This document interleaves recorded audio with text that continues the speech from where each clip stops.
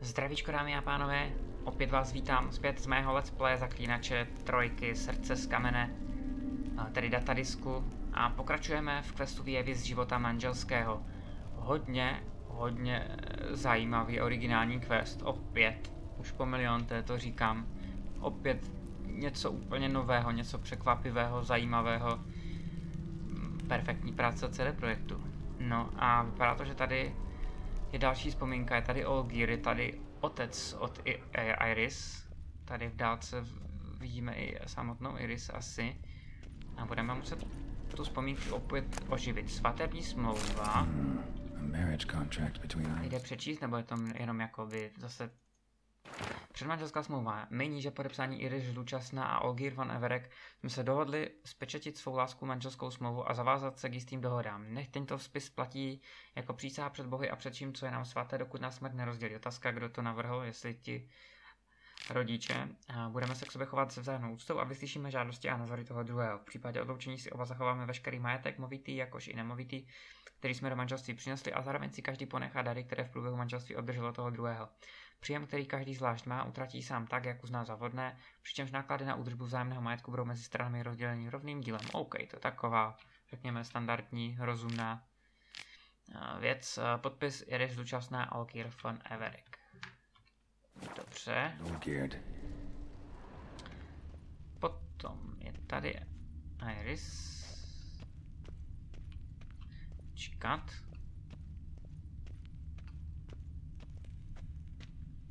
Protože má rozmazaný make-up, si brečela. A tady Olgir pije. A otec něco vylívá, že s ním nebude pít, že si s ním nepřipije, nebo dýmka. So this is when he started smoking. Hrnek. A beer tankard, but there was vodka in it, drained to the last drop.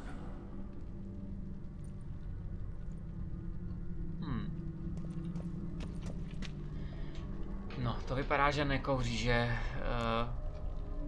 So that's how he whiled away the long winter evenings. A co dělá on? Nekouří, že by něco dělal s... Her father must have been holding the contract. Okay. Furthermore, it is agreed that Iris shall be accorded the respect she is owed, that you shall heed her counsel and requests, and... Get to the point, Father. My patience runs thin. Gladly. On Iris's request, I declare this marriage null and void. Na Irisinu žádost. You vowed to remain with me till death do us part. And I've held to my vow. The Olgir I married is no more. Breaking a word once given does not come that easy. Believe me. You shall stay here. Forever. Enough! You will not command us. You will... Oh. Father! Father! No! Servant, take this carcass and feed it to the beasts. Co se s ním stalo? Že se takhle brutálně změnil. Další přízraky, jen mi do toho nějak nezapadá. Iris asi není ta, o které mluvil ohledně... Then von Everek ceased to be human. Though he still loved his wife. No, he merely remembered that he should love her. Let's go upstairs. Proč on přece říkal, že proklel toho prince Oficiálního, protože prostě žena, kterou miloval, byla přislíbena tomu Oficiálnímu princi, prostě on si ji musel vzít, protože on byl nějaký nuzák oproti tomu princi, což nedává úplně smysl, nebo mi to nezapadá, nějaké kousky skladačky mi chybí. Tohle všechno se stalo třeba předtím a je to úplně jiná žena, prostě něco, co se odehrálo po tomhle všem s Iris, s tou jeho jakoby prvním třeba manželkou, nebo Když to zase ten pakt s těmi démony, to zase by trochu nahrávalo tomu paktu s tím, jehož jméno jsem asi po 10. opět zapomněl. Má tak divné jméno, že vždycky jeho jméno zapomenu. No už nepotřebuji. A tak radši si ho vemu, co kdyby se hodil, ale předpokládám, že to byl jeden z předmětů, který jsme mohli tam umístit a byla by to chyba. Hru si uložím a jdeme nahoru. Nevím kam, jo jasně. Zase ten zrůďák. Stejně si myslím, že s ním budu muset bojovat. Správce. We spent much time together here, the three of us. In silence. We'll take our places, the same as then. You do the rest. No, mluvit s ním předpokládám nemůžu. Co pak máme tady? Animal hair. Výrací chlupy, dobře. Claw scratches.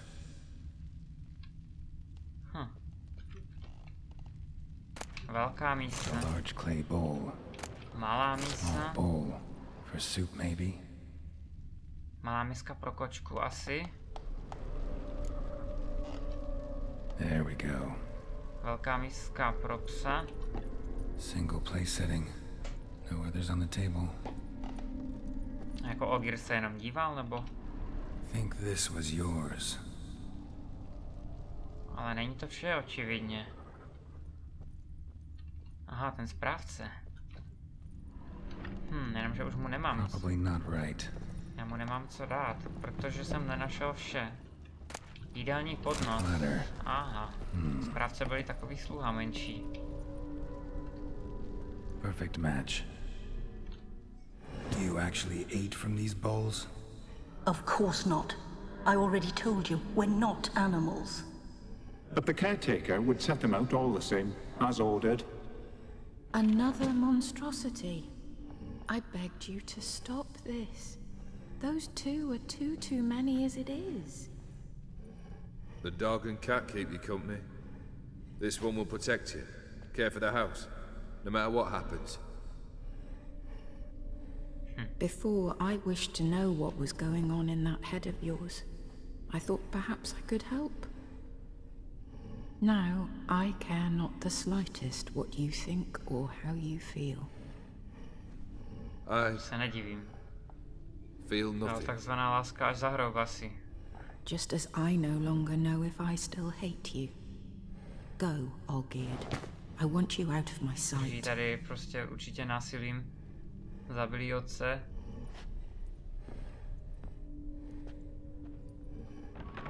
Olgierd von Everec failed to understand we'd never be able to replace him. His spectre now casts a shadow over Lady Iris's every remembrance. We're almost at our journey's end. Skoro na konci cesty. What's there? Iris von Everec's greatest fear.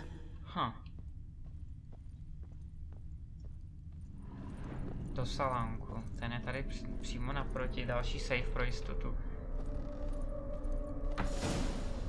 Postav se největší obavě Iris von Everec. My dearest wife. Letters from Olgierd to Iris. Were I only as skilled with words as I am with my blade. Especially now, when an icy void grips my heart. I see how you look at me, and I see you wither. I cannot help you, but I believe I can cease harming you. This letter and this rose are my farewell. May you live in health, and remember but the good times, Olgierd. Super.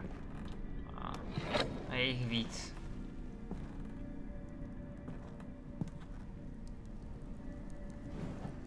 Aha, jo, super. Kočka. Ne, nikdy.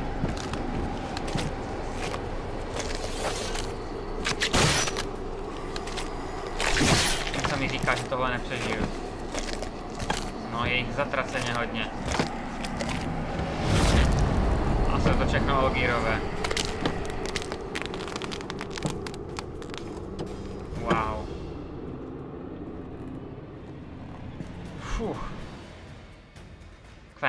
okamžitě Kven. Kven mám rychle zaútočit, dokud...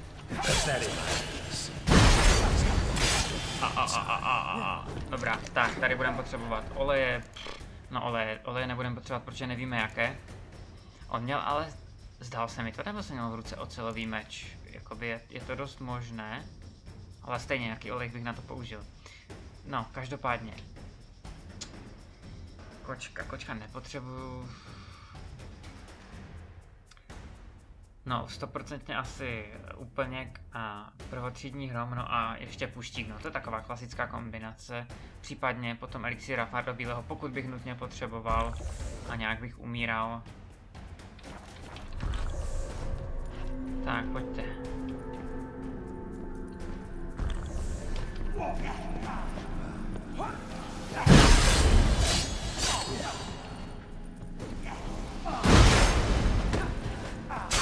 Wow, oni se teleportují skoro jak no, problém bude, až začnou ožívat všichni ostatní. Sakra, už mám tu hodně vysokou.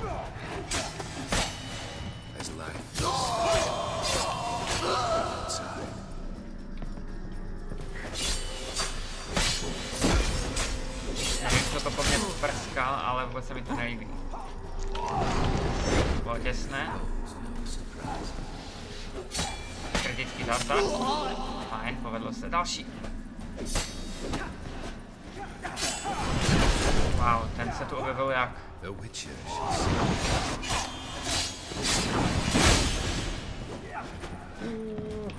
Kašlu na toxicitu, teď už prostě...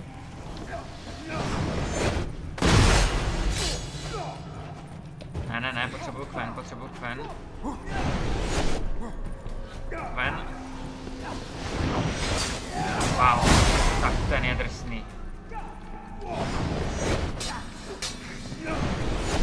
Ten jeden z nich je pravý Ogier, asi nějak. Opět zničený meč a mám stříbrný, no samozřejmě, já jsem říkal, že by to bylo divné, pokud bych měl. Zkusím, prostě to risknu, použiju meč na, teda olej na přízraky, protože přece jen to je nějaký podivný přízrak. Kdybych, sakra, budu potřebovat použít asi ten vylepšený bílý med. Použiju vylepšený bílý med a potom znova dám ty lekvary, protože ta toxicita byla už drsná.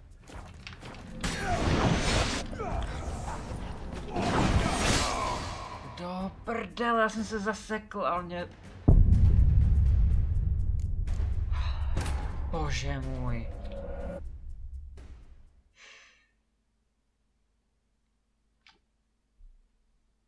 Tak znova.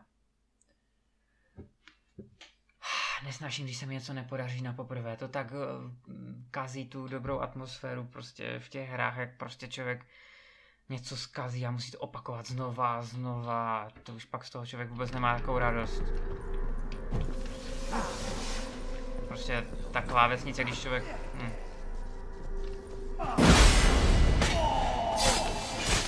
No dobře, vypadni. Jak to, že je tady sám? Když byli předtím dva. No jo, plivni si, no.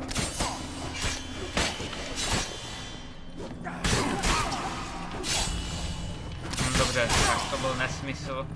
Stupidní. To zasekl o něj. Jasně. To je v hajzlu, to nedám. To prostě nedám.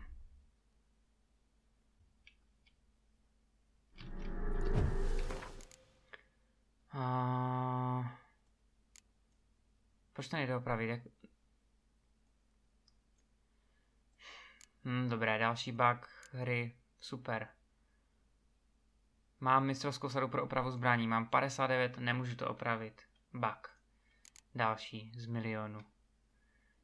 Dobrá. Olej. Puštík. Úplněk. A tohle. Kven. A pojď. A doufám, že teď už to půjde, že to bylo nějaká, že se to nějak zrovna načetlo a ještě ta hra nefungovala správně a teďka už by to mělo být dobré.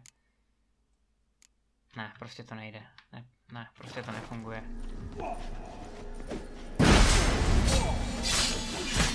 Blokovat je nejde prostě. Jejich privance taky ne.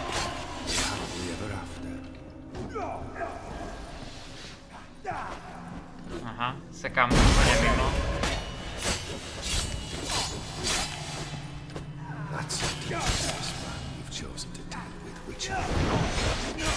Ne, už to zase zjevil ten s tím planoucím mečem. To je průser. Ten je prostě brutální. Ti normální jsou ještě jakž tak poražení, ale ten, to je konec. A nebo to umí všichni, já nevím. Plastovka jakože funguje, že spíš nefunguje, asi tak.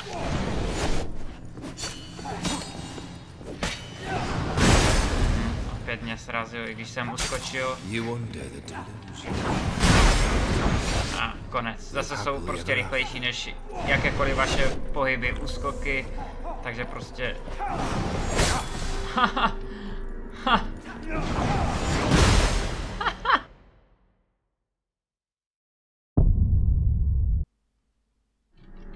Nepomáhají oleje, nepomáhá úprava zbraně, nepomáhá vůbec nic, nepomáhají znamení, nepomáhají letvary. Už ani nevím, co dělám pomalu. Puštík zbytečný, vůbec k ničemu, nepomáhal. Vylepšená černá krev je nesmyslná. Adrenalin teď nepotřebuju.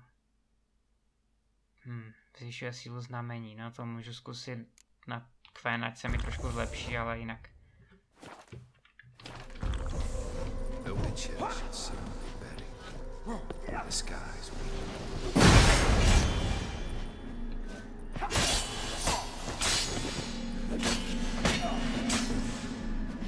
Když plive, tak se dá trochu s tím něco udělat.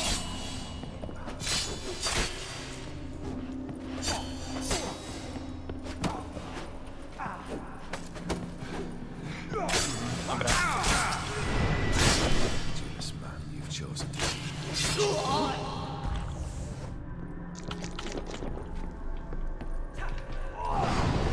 Tohle nemám šanci už zvládnout, vzhledem k tomu, jak málo života mám a že teprve jsou všichni naživu, když nepočítám jednoho nebo dva takové ty slabší.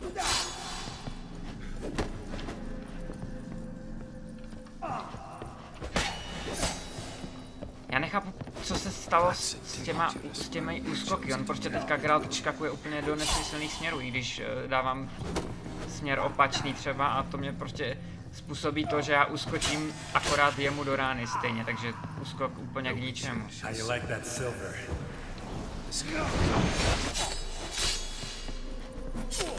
Musím prostě dávat pozor a zkusit si opravit. To je divné, že teďka prostě můžete opravovat ty zbraně, až když jsou vyloženě poškozené. Předtím to šlo prostě kdykoliv.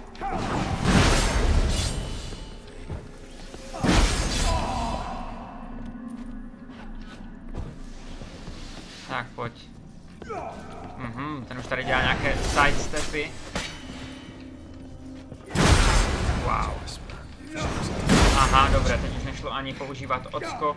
Nevím proč, nějak mě prostě zablokoval. Či co se mnou provedl. Teď potřebuju... Hned byl u mě. Co s tím má asi člověk dělat do prdele? Dobrá. Toxici za 30, no co se dá dělat? A... Asi je možná zase na puštík, ten nebyl potřeba.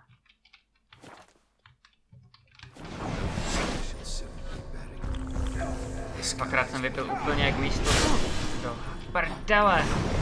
No, nejde nic udělat, nemáte čas dát si Quen, nemáte čas ani na hovno.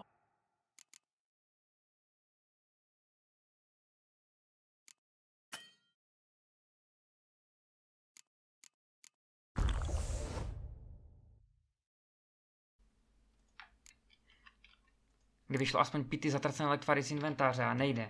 Respektive nejde ty, které máte v hotslotu.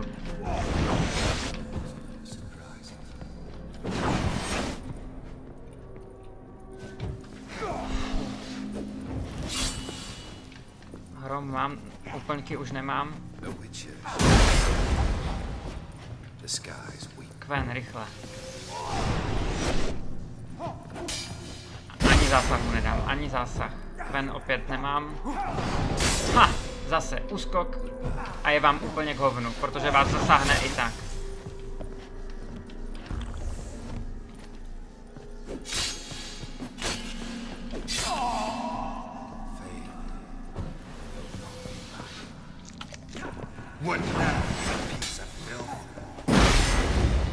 Kven.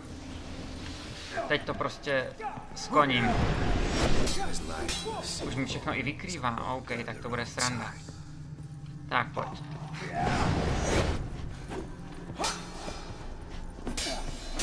Dobře, tak... tady mám asi po straně. OK, teďka jsem 2 kveny najednou zprasil, protože jeden jsem měl ještě aktivní a druhý jsem si dal zrovna, když on mě sekl, takže jsem zprasil 2 kveny najednou. Protože jsem neměl potom ani jeden a neměl jsem ani tu energii potřebnou k tomu vytvořit nový. Hrom už mi dochází. A vypil jsem nějaký lektvar, který jsem nechtěl vypít. Hebni. Bestie 1. A je to tady. Už mě zase začíná omračovat, schazovat.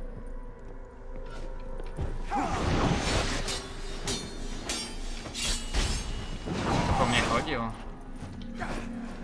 Zezadu jsem ho zasáhl. OK, nevím, jak jsem to udělal. Ne, už jsem v rohu. A bez penu. To nedám, já mu ten milimetr prostě neuberu. Ne, už zase tyho nesmyslné sidestepy, kterým se nedá vyhnout. To je v prdeli.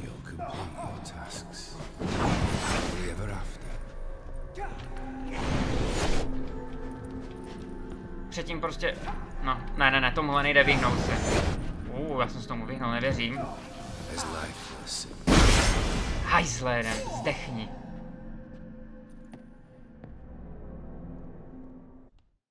To bylo neskutečné. Fuj. Nikdy víc.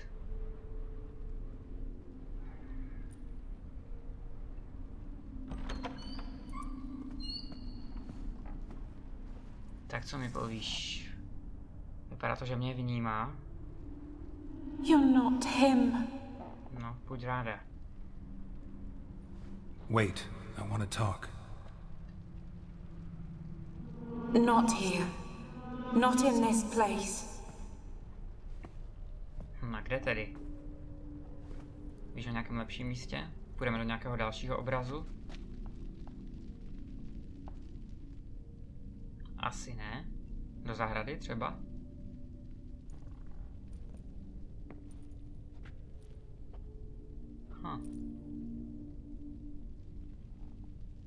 Ke krvu, OK. I'm sorry. I mistook you for another. Vím. For Olgierd? I thought he'd returned. To me. What are you? A ghost? An illusion? I am sadness. Aha. A už jsme se setkali? My jsme se setkali? Saw you before, but you weren't yourself. And I saw you again in your memories. We've met. I don't recall. I had bad dreams. That is all I know. Přišel jsem pro růži, kterou ti dal Olgierd. Jestli jí má, I've come nevím. for the violet rose Olgierd gave you. On the day we saw one another for the last time, I dried it and placed it in our chamber at my bedside. I lay there for days, staring at it, until at last it crumbled into dust, as did I soon after. So, the rose is gone? Not from this world. Look, you buried my body and the flowers bloomed once more. Oh. And I was held in a deep, dark sleep. Only now have I awoken, just like my beautiful rose. Ale bohužel asi ne tak, jak bys When chtěla. you placed the sketchbook on my grave, I remembered learning to draw my husband's face. Takže jsem vybral dobře. Tell me, how is Olgierd? Healthy? Does he fare well? Já nevím, co jí teď můžu říct a co jí nemůžu říct. Co jí zraní, co jí ještě nějak víc ublíží, nebo co jí naopak třeba nějak... No. Tvůj manžel má mocného nepřítele, to je trochu negativní, to asi by nechtěla slyšet, ale... Your husband's got a powerful enemy. No, Gontrol Dim. Know the name? I curse the day I first heard it. Takže to Who slyšela. is he, and how'd he step into your lives? It's my fault. It was for me Olgierd summoned the Man of Glass. And it was my fault he wished for riches, then immortality for us both. Olgierd will best Odin, won't he? Now tell me, how is my husband?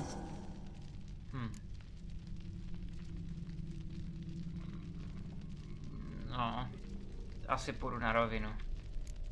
Your husband hunts out ever stronger sensations. He tempts fate, because at heart he's unhappy. At heart he is stone. So nothing has changed. Srdce z kamene. And did Olgierd mention me? What did he say? Not much, but I didn't ask about you. He just sent me to retrieve the rose. The rose? The last I have left of him? His last gift?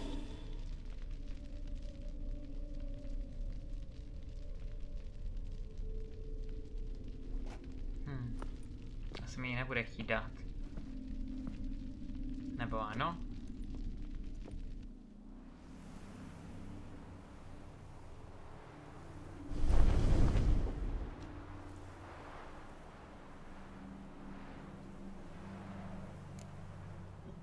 Ta růže je určitě víc než jen památka, že? Got a feeling the rose is important to you, more than a memento. I remember so little. Yet when I think of my rose, I begin to recall what was.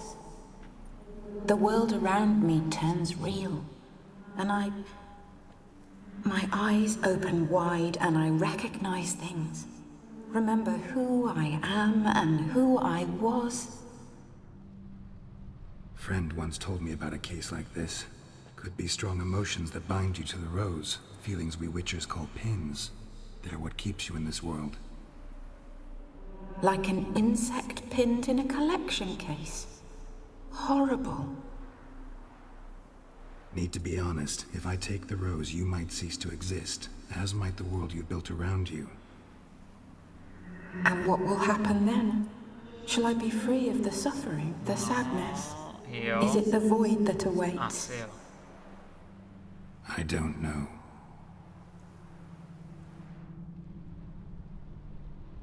I don't wish to suffer any longer, but I fear there will be cold and darkness Tady není v until tom tvém světě? there is nothing at all.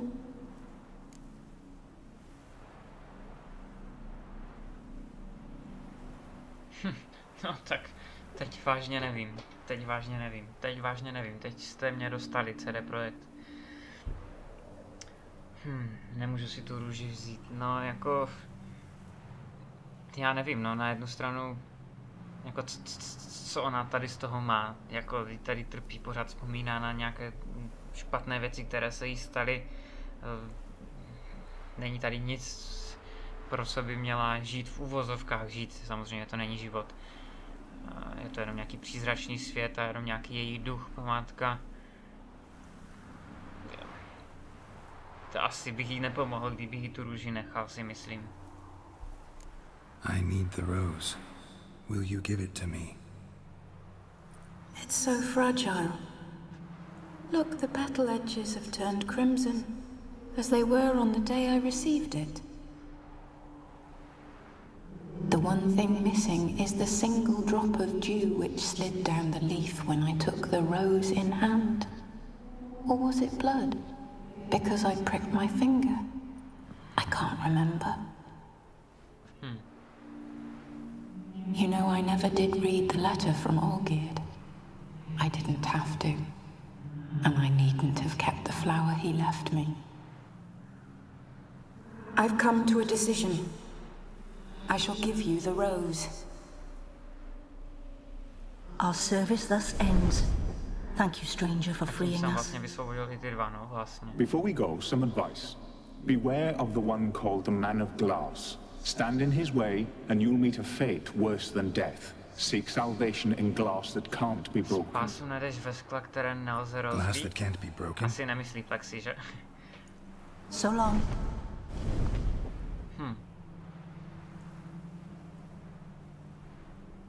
I'll remember you, Iris von Everec. That no longer matters. Ale jo. Farewell. S Bohem. A děkuji. Já myslím, že ti bude lépe.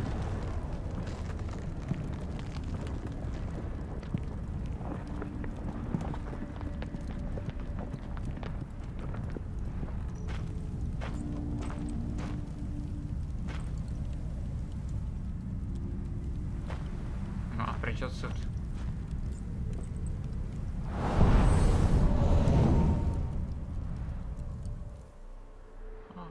Ještě by bylo zajímavé, kdybych tam uvízl a už se tam nemohl dostat já. To by asi nebyla taková sranda, si myslím. Fú. Rozšířený záznam o postavě Iris von Everec. Úkol dokončený. A teď je nový úkol, kdo se je vítr. Setkej se s Olgierovým mužem v hospodě u alchymisty. A hlavně bude třeba taky si trošku zameditovat, protože jsem vyždímal všechny své lektvary. O Iris bych si rád něco přečetl, tam se to nějak rozšířilo, ten záznam.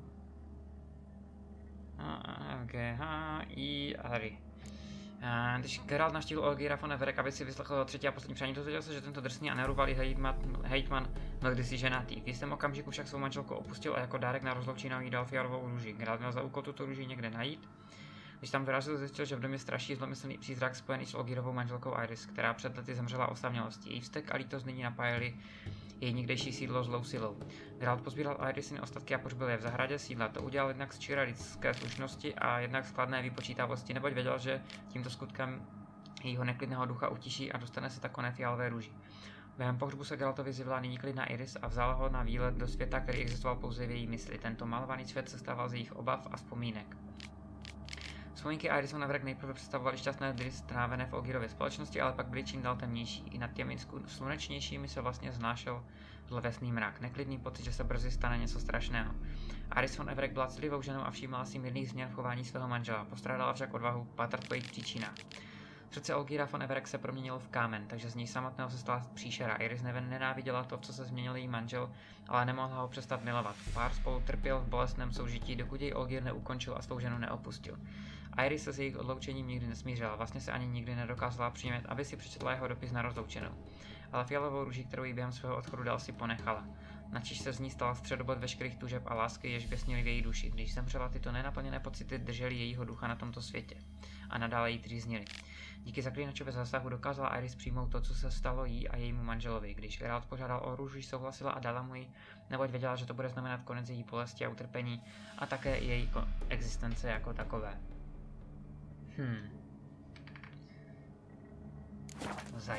Zajímavé, opravdu zajímavé. Jsem zvědav, kam tohle všechno bude pokračovat, kam se to posune. A hlavně jsem zvědavý na Gontra Odyma, protože já ho teda nemusím, vůbec ho nemusím a docela si i přeju, aby se to prostě nějak ten příběh vyvrbil tak, že se postavím proti němu, protože mám pocit, že